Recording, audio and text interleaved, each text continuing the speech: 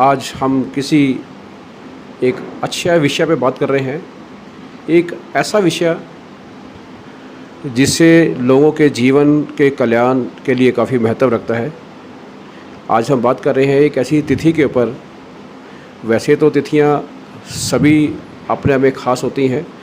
हर तिथि का अपना जीवन के अंदर एक महत्व है। लेकिन एक ख़ास ऐसी तिथि जिसके बारे में हम बात करना चाह रहे हैं, हमारे साथ है आचार्य मदन लाल जी। जिस तिथि की हम बात कर रहे हैं उसको बोलते हैं एकादशी। पंडित जी, वैसे तो हर तिथि का अपने आप में एक बहुत बड़ा महत्व है सभी के लिए, लेकिन ऐसा कहा गया है शास्त्रों के अंदर एकादशी जो तिथि है उसके बारे में बताइए भी कि ये एकादशी तिथि क्या है, ये कब कब आती है, ये महीने में आती है या किस समय आती है, ये इसके बारे में पूरा लोगों को बताइए आप, जिससे भी इस तिथि के बारे में लोगों को समझ आ सके। जय श्री कृष्ण। आज आपने बहुत ही उत्तम प्रश्न किया है। सकल जगत के कल्याणार्थ तिथियां, हमारी जो भी पंचांग की तिथियां हैं, प्रतिपदा से लेकर अमावस तक, फिर प्रतिपदा से लेकर पूर्णिमा तक, सभी तिथियां अपनी अपनी जगह सबका अपना अपना महत्व है। लेकिन जो हर पक्ष में आने वाली 11वीं तिथि, जिसे हम एकादशी बोलते हैं, वो भगवान विष्णु की सबसे प्रिय तिथियों में से एक है। क्योंकि जो एकादशी है उसका जन्म ही भगवान विष्णु के हृदय से हुआ है। बहुत ही कल्याणकारी तिथि है। इस तिथि में होने वाले सभी कार्य निर्विघ्न संपूर्ण होते हैं। जो एकादशी है, एकादशी को अन्न खाना निषिद्ध है। एकादशी को व्रत करना बहुत ही उत्तम माना गया है हमारे सनातन धर्म में। साल में 24 एकादशी होती हैं। हर एकादशी का अपना महत्व है, अपने अपने नाम हैं। एकादशी को कोई व्यक्ति, चाहे वो कितने ही कुकर्मी हो, अगर मृत्यु को प्राप्त होता है, कई बार ऐसा होता है कि वो जन्म मरण के चक्रों से भी मुक्त हो जाता है। एकादशी को जो व्यक्ति प्राण त्यागते हैं, उन्होंने कोटि जन्मों में बहुत ही अच्छे कर्म करने से प्राणी एकादशी के दिन स्वर्गवास जाता है और भगवान विष्णु के वैकुंठ धाम को प्राप्त करता है। एकादशी का व्रत करने से हमें बहुत ही पुण्य प्राप्त होते हैं। एकादशी का व्रत करके द्वादशी के दिन अन्न का दान करें, अन्न का ग्रहण करें। द्वादशी के दिन अन्न का दान ना करें, अन्न खाएं ना, अन्न किसी को दें ना, किसी का मन ना दुखाएं। एकादशी, मरु नाम का एक राक्षस था, उसका भगवान विष्णु से बहुत बड़ा युद्ध हुआ। दोनों असंख्य वर्षों तक मल्ल युद्ध में, द्वंद्व युद्ध में और असंख्य शस्त्रों युद्धों में एक दूसरे से समर करते रहे। अंत में भगवान विष्णु थक कर एक कंदरा में यानी गुफा में सो गए। राक्षस पीछा करता करता वहाँ उनके पहुँच गया। उसने भगवान विष्णु को सुप्त अवस्था में देखकर उन पर वार करना चाहा, ताकि मैं भगवान विष्णु का वध कर दूं। उसी समय भगवान विष्णु के हृदय से एक कन्या का उत्पन्न हुई। उसने उस राक्षस का वध कर दिया, मुरा राक्षस का। वहीं से भगवान विष्णु का नाम मुरारी पड़ा। वही कन्या, उसी कन्या को भगवान विष्णु ने एकादशी का नाम दिया, जो भगवान की विष्णु की श्री हरि की सबसे प्रिय तिथि है। अच्छा, ये एकादशी का बहुत बड़ा महत्व है हमारे जीवन। तो मैं पंडित जी चाहूँगा भी कि थोड़ा सा संक्षेप में और बताइए भी कि जिससे लोग सही मायने में इस तिथि को और जान सकें। देखिए, एकादशी तिथि का सनातन धर्म के प्रेमी को तकरीबन पता ही है, लेकिन अगर हमें नहीं पता, सबसे बड़ा कर्म एकादशी को यही है कि ज़्यादा से ज़्यादा भगवान विष्णु के ओम नमो भगवते वासुदेवाय मंत्र का जाप करें। अगर हम एक मंत्र बोलते हैं तो उसका हमें हजारों गुना फल मिलता है। इस दिन किए हुए दान कर्म अश्वमेघ यज्ञ के समान फलदायी होते हैं। इस दिन किया हुआ कोई भी कुकर्म वो भी वैसे जैसे अच्छे फल मिलते हैं वैसे ही बुरे फल भी मिलते हैं। इसलिए मैं आप सबको बताना चाहूँगा कि एकादशी के दिन कोई भी पाप कर्म ना करें, झूठ ना बोलें, किसी का मन ना दुखाएं, किसी को किसी तरह से कष्ट ना दें। अगर कोई भी व्यक्ति, मान लो कोई भिक्षुक है, आपसे भीख मांगता है, आप उसको डांटें ना, उसको हाथ जोड़ के प्रार्थना करें कि मेरे पास आपको देने के लिए कुछ नहीं है।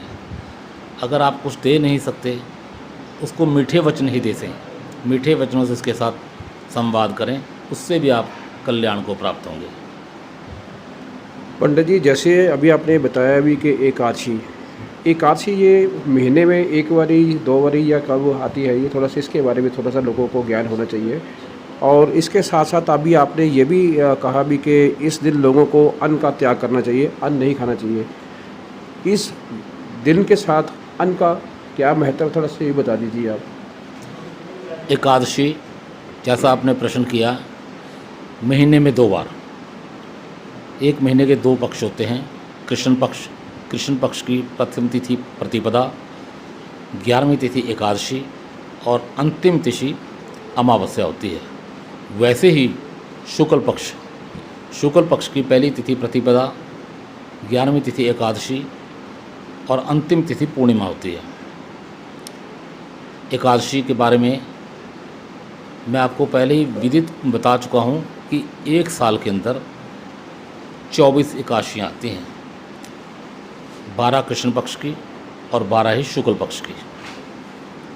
इसमें कोई ऐसा मिथ्या भ्रम या कोई संशय की बात नहीं कि कृष्ण पक्ष की एकादशी कम शक्तिदायिनी है या शुक्ल पक्ष की अधिक शक्तिदायिनी है। एकादशी, जो भी एकादशी तिथि है, उसका बराबर का फल है सभी के लिए। अभी जैसे अभी आप बोल रहे थे भी कि एकादशी वाले दिन लोगों को अन्न ग्रहण नहीं करना चाहिए। एकादशी के साथ अन्न का क्या, थोड़ा सा इसके बारे में बता दीजिए।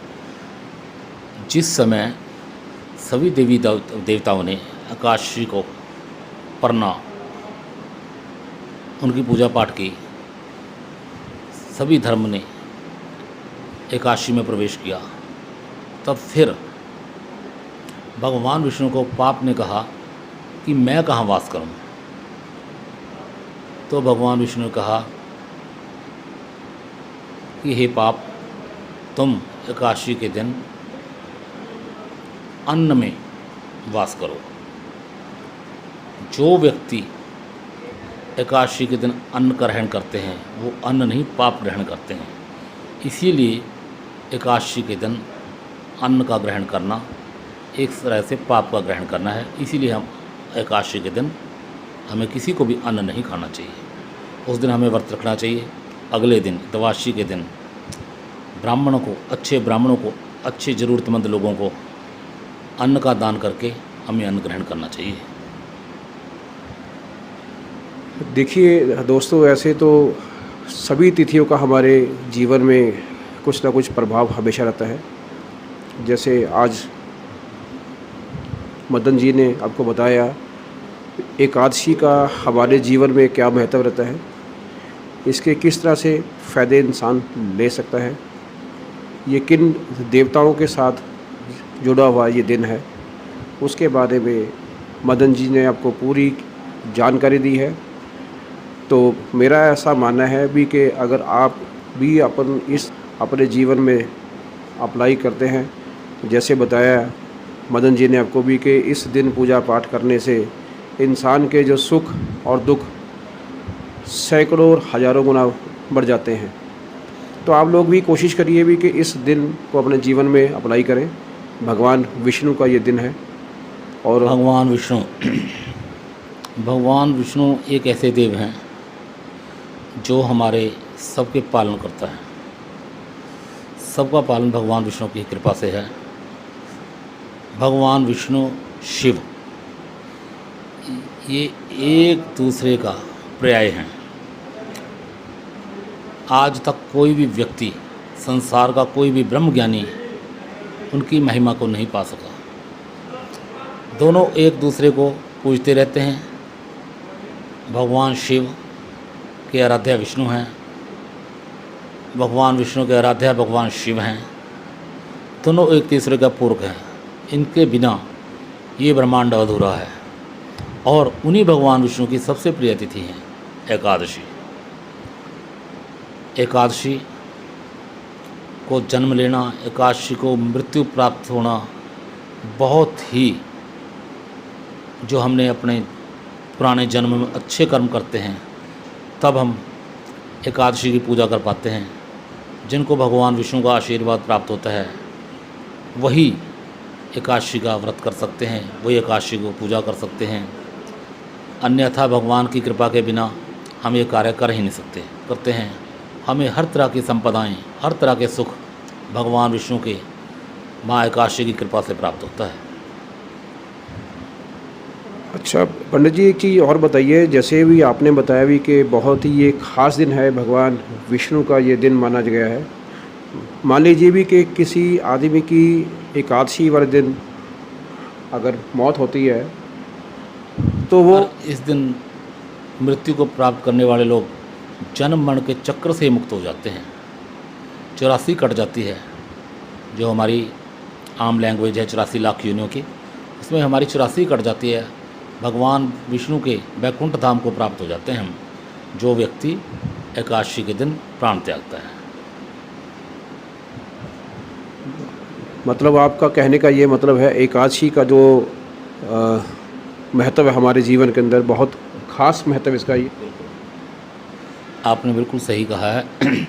जो व्यक्ति, देखिए बात ऐसे है, अगर हम सोचते हैं कि हम चलते फिरते एकादशी के दिन मृत्यु को प्राप्त हो गए, ये हरगिज़ नहीं, बिल्कुल नहीं है।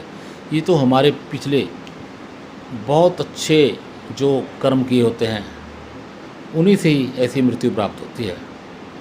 अच्छे कर्मों के बिना अच्छी मृत्यु भी प्राप्त नहीं होती। एकादशी को मृत्यु को प्राप्त होना, एकादशी को मृत्यु को प्राप्त होने वाले व्यक्ति, वो कहते हैं हमारी लैंग्वेज में कि सीधा वैकुंठ धाम को जाते हैं, भगवान श्री हरि के चरणों में जाते हैं।